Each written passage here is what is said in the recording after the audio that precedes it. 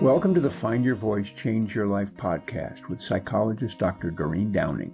Listen in as Doreen interviews people who felt they didn't have a voice or who suffered extreme speaking anxiety. You'll hear stories about how they struggled to speak up, what they did to find their authentic voice, and the confidence they now feel to speak up and make an impact. If you want to get started right away to find your voice, download Doreen's free 7-step guide to fearless speaking at doreen7steps.com. And now, here is Doreen. Hi, this is Dr. Doreen Downing, and I'm host of the Find Your Voice, Change Your Life podcast.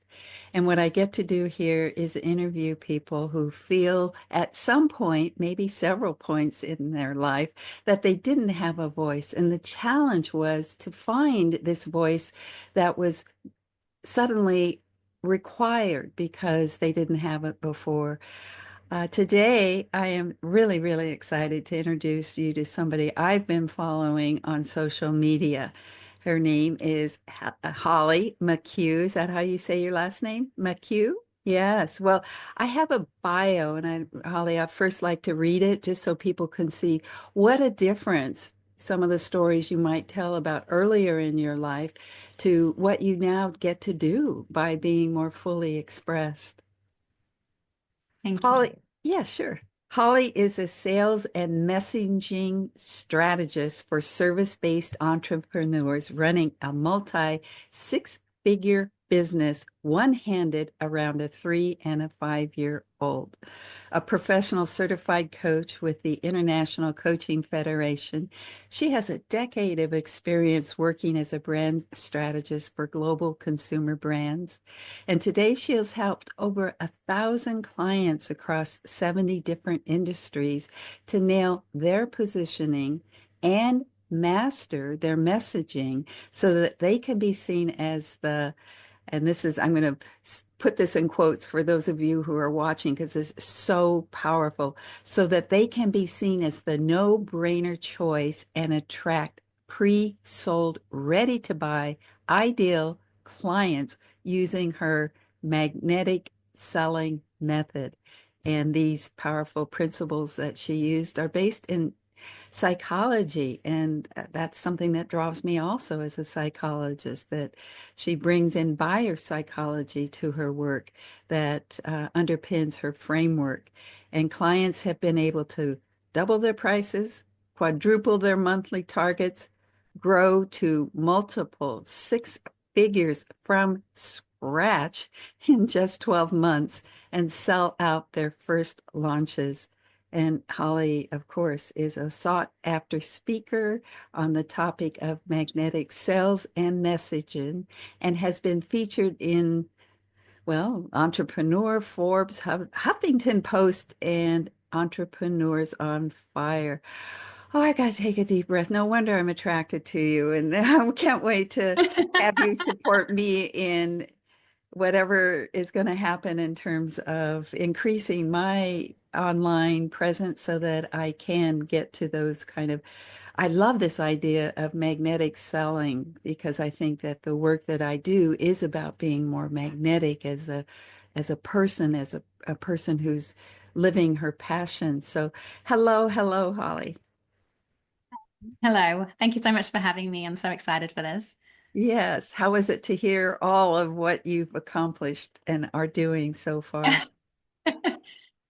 Yeah, look, it's been a journey, and I think everyone's path is a journey, and I'm still very much on that journey, and have evolved immensely, even just since the start of my business. I've been an online entrepreneur now for 9 years.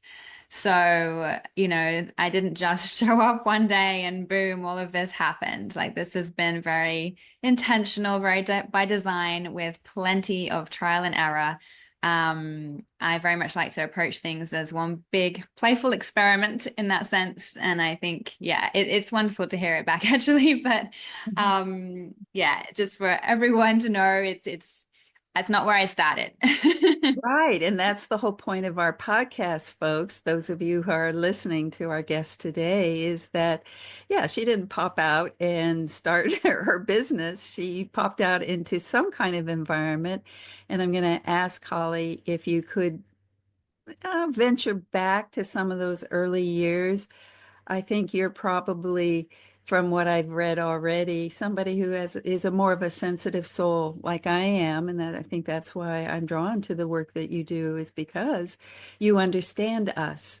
And we aren't loud out there trying to beat the floor or the drums or whatever people beat to get our voices out there. So any early life stories, how you came into the world, what your family was like, maybe, were you older or younger sibling, just anything that comes.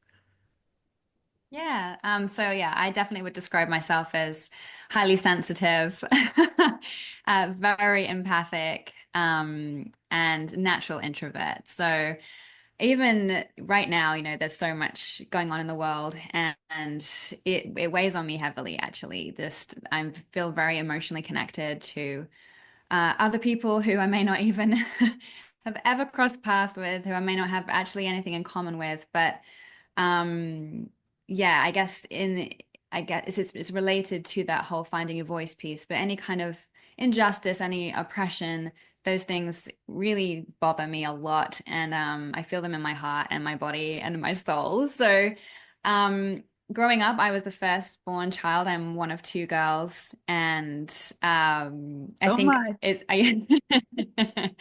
I think I was very much when I read what people say about, the firstborn versus the middle child versus the youngest. I absolutely am a firstborn child. I think we carry a lot on our shoulders as being the first to forge the path, even if we didn't necessarily want to be the first. And very much, help to pave the way for our younger siblings to follow a bit more easily, let's say. So, I was a shy child, very, I think, always deeply thinking about things, wild imagination. I was always creating, writing stories from a very young age. And got my first poem published at 10 years old, actually. So, this idea of kind of finding ways to express myself, in a creative sense has actually been there from the very beginning, even though I was never, for sure, the loudest in the room, never the one, performing for a crowd, never the one dancing on tables or anything like that. So, yeah, I would definitely describe myself as a sensitive person. Oh, I love getting to know you this way and also seeing some of the mirroring back to me in my early life and having done some poetry also and being recognized by teachers. I would say that school was probably a place where I felt seen and heard more because I think teachers are there to find who we are and help us for the most part. Sometimes the classroom is not the best and easiest place for people. So it sounds like early life, I'm not sure if your family, I mean, you were sensitive, so maybe your family just went, yeah, that's who you are, and they supported you in that way. Or did you feel kind of pushed to be different? No, my parents have never pushed me. They've always fully supported me. I'm so blessed in that regard. Very nurtured upbringing. Um, Never kind of, yeah, I never felt any pressure from my parents. They didn't need to pressure me. I put all the pressure on myself. Oh. So, closet high achiever, perfectionist, um, hated getting things wrong. And it's funny because I actually see some of these parallels in my eldest daughter now, where she likes to be very methodical and do things right. And but yeah, I mean, ultimately, amongst all of that, that did sometimes become quite stressful. I used to really push myself at school. I wanted to achieve and accomplish, and I was very, very driven. I was very disciplined. No one really needed to remind me to, make sure you've done your homework or study for that exam. Even at university, I was writing essays at 7 a.m. in the morning. Like it was just kind of like the get up and go, but that wasn't always a positive thing. I think one of the biggest lessons I've had to learn, and certainly through the roller coaster that is entrepreneurship, which, let's face it, is one of the biggest personal development experiences you can possibly have, is to go with the flow. and accept where you're at and the timing of things and to trust the process instead of constantly, trying to control everything and force fit and be further ahead. And those have been some of the biggest life lessons for me, for sure.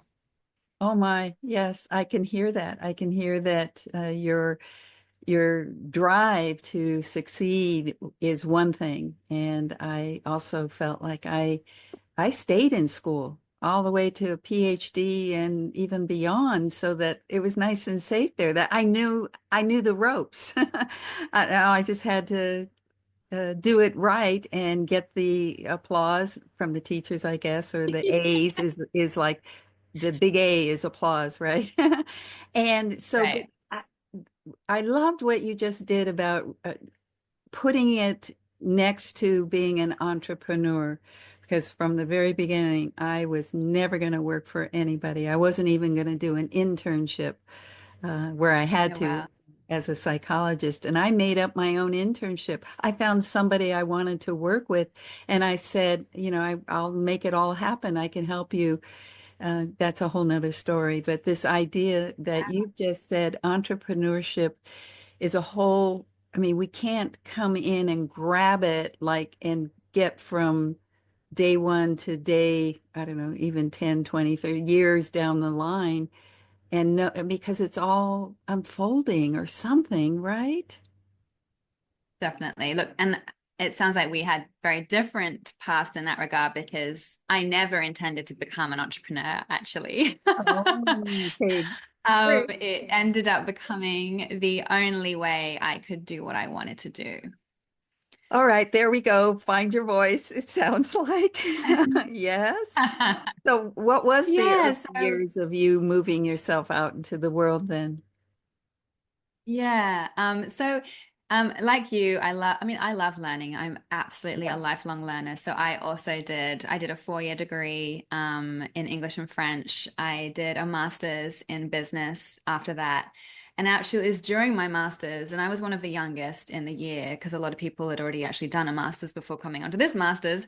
I was, I think, one of 4 British people out of 80 students. It was very multicultural, incredible. And it was partly in London, partly in Paris. And one of the defining moments I actually remember that I think contributed to a lot of the imposter syndrome I then experienced in my corporate years was the moment that some results came out. I think it was like corporate finance or an accounting uh, exam. And actually, no, I think it was marketing. That makes more sense because I'm very much about the marketing.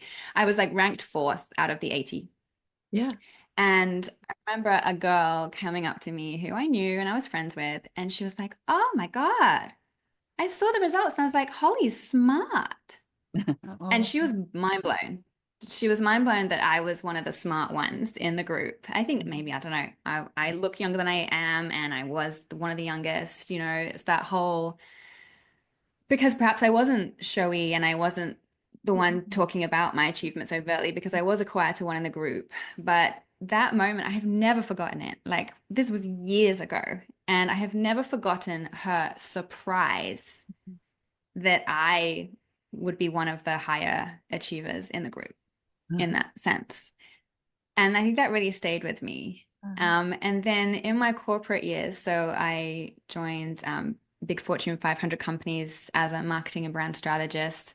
And there was multiple times in my early years of the working world where I was so afraid to get something wrong.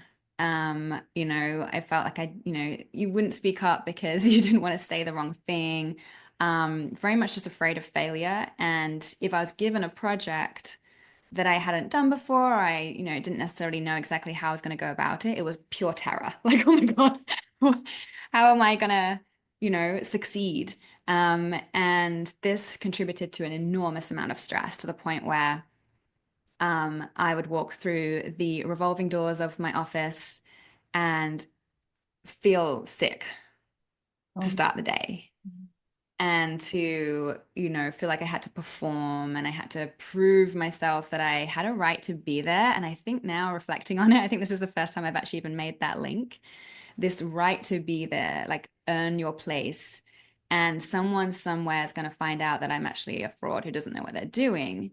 And I think it's all from that perception of, am I really good enough to be here actually? If that's such a surprise to other people. And so that weighed on me a lot. And there was a moment where my boss called me into a private meeting room one day to talk through some stuff. And I was like, oh my God, here it is. They're going to say, by the way, you don't really know what you're doing here. And we figured that out. And instead, which blindsided me, it was the complete opposite. She wanted to put me on like a recognition program. She'd highlighted me to the head of the UK and Ireland group as one of the shining stars, to use her words. But it was so far removed from my own perception of myself at the time. It was like a wild disconnect. And this led to a lot of kind of soul searching at that moment in time as to, well, why is that such a disconnect? Why would other people have such a vastly different perception than I have of myself? Um, so yeah, that was just to give you a bit of context um, for how some of these things play out. Yes, I think what you just revealed personally to the folks who are listening right now is something that I think reaches deeply. So I really, really appreciate you going to that more deep personal kind of conflict that you carried with you.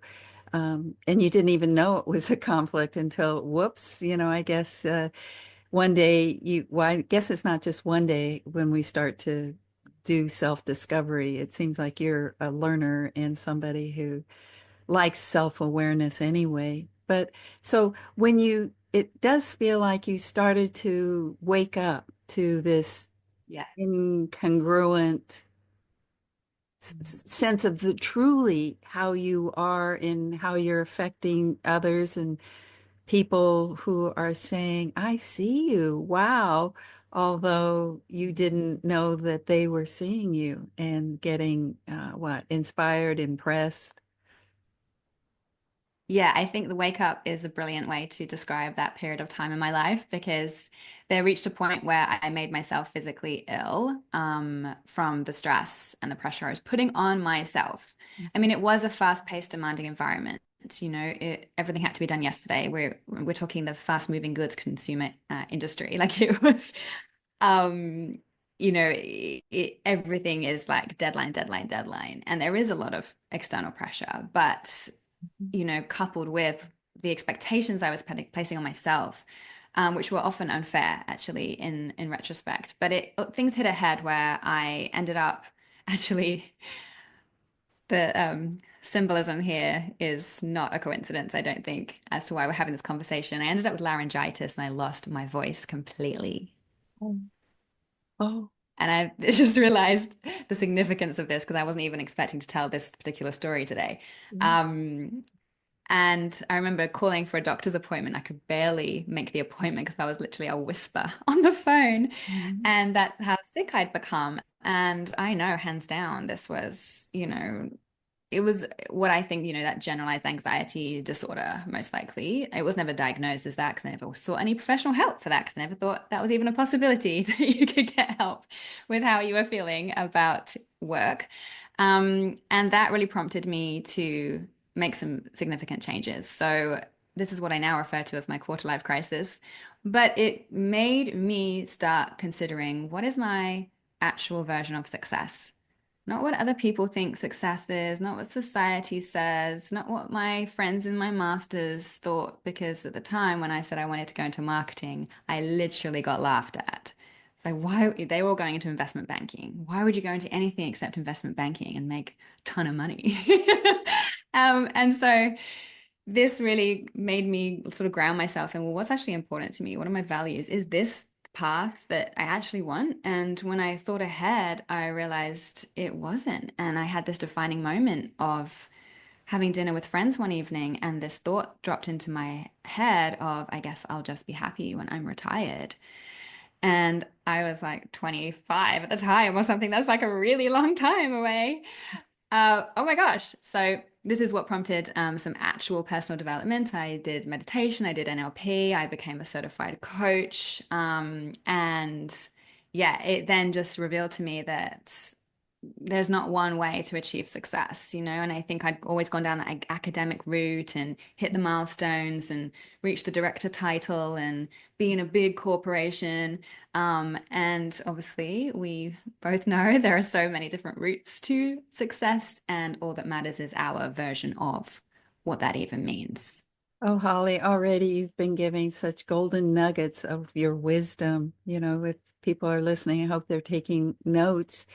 Not if they're, those of you who are listening, take notes. You just got a huge one right there that there's no way to determine success when it comes to success. How do you define that? I love that. And I'm going to take a brief break and be right back because I know that there's more after 25 years old and all that personal development that must have led to something next for you. So we'll be right back.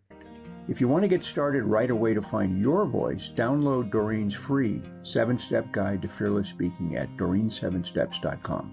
Hi, we're back on the Find Your Voice, Change Your Life podcast. I'm Dr. Doreen Downing, and I'm interviewing today a new friend, Holly MacCue, who's a coach who helps businesses, helps people who have businesses excel and succeed. And we've just talked about success being all different kinds of flavors. It's not just one path to success. So we've also uncovered some of the moments, kind of waking up moments, like finding that she didn't have a voice, literally laryngitis, that brought her to that moment when, oh, something needs to change. And so you started to go through changes. What next? Yeah, so I married an Australian, and we were living in London at the time, but we decided to move over to Sydney, which was a massive change on every level for me. I left behind everything I knew. And this was shortly after I become a newly certified coach. And I was so motivated and so inspired. And, everything was coaching, coaching, coaching, like transform your life because I'd done all this work on myself, and it made such a difference. And I was so psyched to be able to start sharing this with others. So I thought, well, I'm not going to apply for marketing roles in Sydney. I'm going to apply for learning and development and HR type roles and see where I can, find an opportunity to coach others. And of course, no one in Sydney gave two tosses about that because my resume said marketing. So like, no, you can't just slide into a learning and development role. And I was like, but I've got a qualification and I'm so passionate and I've done all this pro bono for your diploma. You have to do hours and hours and hours of coaching, Yeah. as you're probably aware. Yeah, and that didn't count for much. So long and short of it is I managed to negotiate a part-time senior marketing role in a Fortune 500 in Sydney that gave me one precious day per week to explore, well, how can I support others in the way that actually I'm finally realizing I feel really called to. And that's where That my was in business their basically, corporation? That one day a week was no, in that was there, but they like time off or something? Yep, 4 days in my role, one day for me. And Uh-huh. over time, that became a job share. So as my business grew, I negotiated a job share where myself and another part-time person shared our senior role. And I had Uh-huh. 2 days a week on my business. So over time, I was building this up. Yeah. And this is obviously a huge shift in being able to really ask for what I wanted and in a way that got a yes and in a way that felt like a win-win on all sides. I was so supported by my corporate organization for this. I think a lot of people thought I just, I had kids and that was the reason I was part-time, but I actually had my side hustle business. And as it grew, it got to the point where, it was thriving and successful. And then I had my first daughter. I went on maternity leave and I never returned to corporate. So that was literally how I shifted into becoming an entrepreneur. And how I had got to where I am today. But it wasn't necessarily the original goal. It wasn't necessarily the original intention, but it was really about tuning into, well, what actually matters to me? What is the work I would love to do?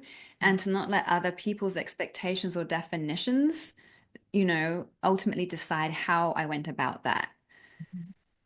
I like hearing a couple of times where you could have gotten trapped, but you weren't. You didn't get trapped. So, Oh, for sure, I the mean, you easy didn't thing even would have get been to trapped in England. You didn't, I mean, like you. Yeah. Yeah, yeah. Yeah, I mean, look, when I arrived in Sydney, it would have been so much easier just to accept a full-time role. And I was offered many Yes. in great organizations. And I chose the slightly, well, the very much more difficult route of completely starting from scratch with zero networks, having never run a business, having never even really charged for my services as a coach before that. But Uh-huh. I knew, and there was this moment of clarity, I knew if I didn't carve out the time to just explore where this could take me, then I probably never would, because I would have got trapped. I would have got trapped in the safety and the security of that corporate bubble. And look, it took me a long time to leave it. I literally left when it was like, I can't have a baby and a side hustle and a 9 to 5. And Uh-huh. that was kind of the catalyst I needed to be Uh-huh. like, hey, this is what we're doing. Uh-huh. Beautiful. I know that in a conversation before we got on today, you mentioned we were talking about finding your voice, and you talked about a story with your children, and you just mentioned having children and making choices. Anything about having a voice, finding a voice, what does that mean around having children? Yeah, and I might get a bit emotional with this one because it's so deeply important to me.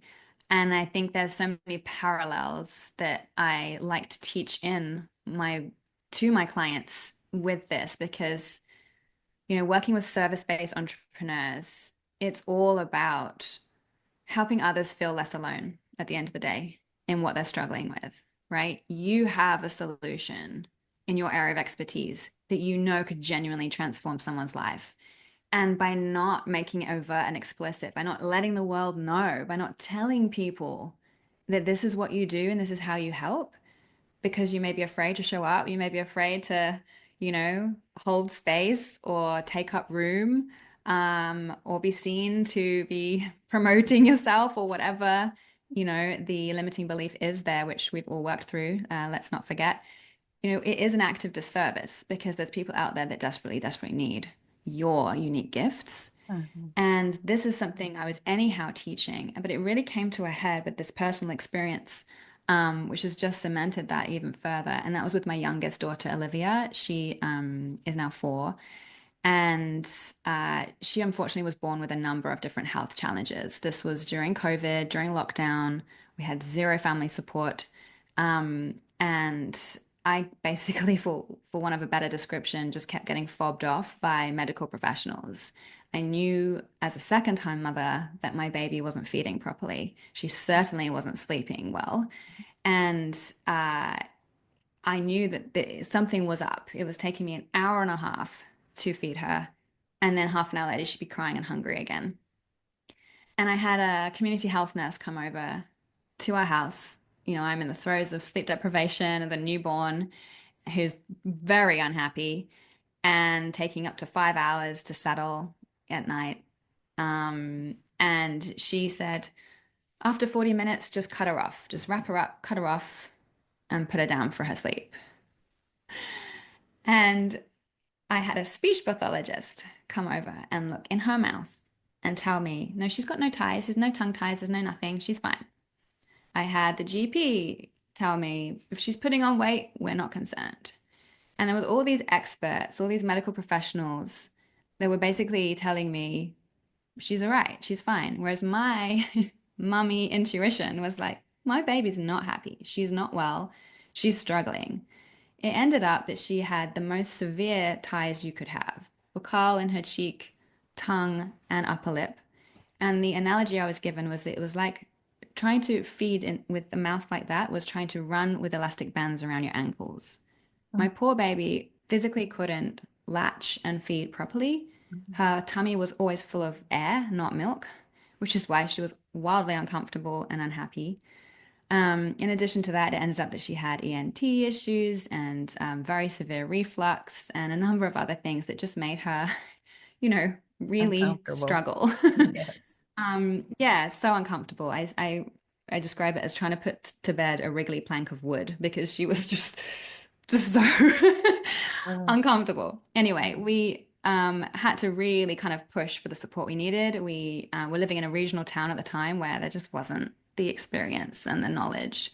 And so it was put into the too hard basket We literally saw a lactation consultant who said, "Oh, you've got a hard one there. I wish you luck." And it was just, dismiss, dismiss, dismiss. So we went and sought out the specialist help that we needed. We were lucky that we had the financial means to do that. But it really came down to me not accepting Ah, what I was being told, even though it was from an expert professional, and recognizing that when we feel so passionately and deeply for something, in this case, for my child, we will make a stand. We will advocate for what we know is right.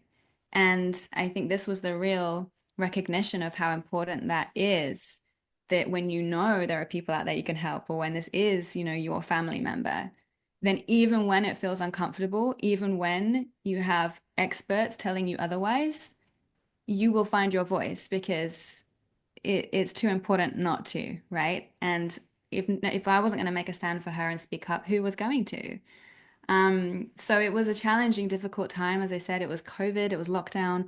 My parents live in the UK, they're on the other side of the world. We had border closures in Australia. No one was allowed in or out. It was, quite frankly, the worst time of my life. But she's thriving now, and it was some painful but powerful lessons. And I share this to remind people of, what you're doing things for, and most importantly, who you're doing things for. And it's not always going to be comfortable to speak up. It's not always comfortable to be visible. But recognize that if you're feeling called to share it, it's because someone else needs to hear it. oh, that's that's breathtaking what you just said and how you just said it. It's so inspiring. So this has to do, I think, segue into the magnetic selling program that you do and that what you offer. And uh, we're coming to the end, so I want to make sure and point to that so that people can see all of what you've delivered today, all the beautiful treasures that you've offered are coming not only from your true life experience, the woman that you are, but it's also from what you've learned and now what you teach others. So, what about however you want to introduce your program or whatever you want to say before we have to get off? Thank you. Yeah, look, I'd say that my philosophy of sales is wildly different to, anything that could be perceived as kind of the hard sell. This is all about really meeting people where they're at and what they are already actively seeking. Um, the most important thing with how we show up online as a business owner, as an entrepreneur, is to help our audience and our people to feel seen, heard, and understood. Because when you can create that in your messaging and in your marketing and in your offers, there's no sell. People are like, this is what I've been looking for. And you've just made it really easy to know where I can get that guidance, right? That wisdom, that knowledge, that expertise, that support. So my view is it's very much about, the easy, effortless sales that we all desire to have come from when we make it easy for people to say yes to us. And that's always leading with what they want. Where are they right now? What's going on for them? So that's really, in a nutshell, the concept and where the sales psychology, the biopsychology comes into. Because when we understand the driving forces, that influence and impact someone's buying decision, then the whole process, becomes so much easier and more enjoyable on both sides. This is where it feels like a total win-win. You have something that can genuinely impact someone's life. They're seeking for that solution that only you can offer with your unique genius. So in Magnetic Selling Framework, I teach the biopsychology behind how to attract those ready to invest people who are already seeking the answers to their challenge. So there's no convincing, there's no persuading, there's no, I have to really pressure or hard sell here or use any unethical tactics. It's literally, I see it as an act of service to make it easy for the right people to find you and to get the help they're actually already wanting. And it really, in that sense, is just an invitation. So we can get away from, again, that hard selling method. It's about an invitation. So yeah, that's the premise of what I teach. I have a group mentorship program where I teach this in detail to entrepreneurs from every niche and industry imaginable and all over the world. And I also work one-on-one. I have digital courses that support with really developing the skill set as well. But I'm all about, having a relationship with selling that is ultimately, about your people and what you are feeling called to, how you're feeling called to serve them as well. Right. And the word easy keeps coming up because you're an easy person to be with too. And I think that's important that people are, because there's a magnetism about those of us who are selling, offering, or in our passion, so that magnetizes people too, I think. And that's what I feel today, that the people who are listening, and especially those who are watching, get to see how magnetic you are. We have a website that people will be able to find you on. There'll be show notes and there'll be links to everything that you've just said, your digital courses and your magnetic selling mentorship program. So last words, Holly. I'll just open the space to see what rises for you to say about voice and having it. And yeah, I mean, I think you just did it, actually. You gave us a lots today. I But think, yeah, I think, you already have a voice, right? And it's deciding how you want to use that voice and what, you want your impact to be, and recognizing that that doesn't have to be showy, it doesn't have to be extroverted, it doesn't have to be braggy. It's literally helping someone else, as I said before, feel less alone and feel understood. There's no greater gift than that. We are driven as human beings with that sense of belonging. And so you showing up and saying, hey, I get it. I understand. I know it's really hard and I'd love to help you, can literally be that light at the end of a dark tunnel for someone. And so just know that there are people out there that need what you offer and are waiting for you, to show up for them and make it easy for them to find you. and there's that word, easy, again. Thank you so much, Holly, for being here today and sharing your insights, your wisdom, and your being and your easy presence. Thank you so much, Doreen. It's been a pleasure.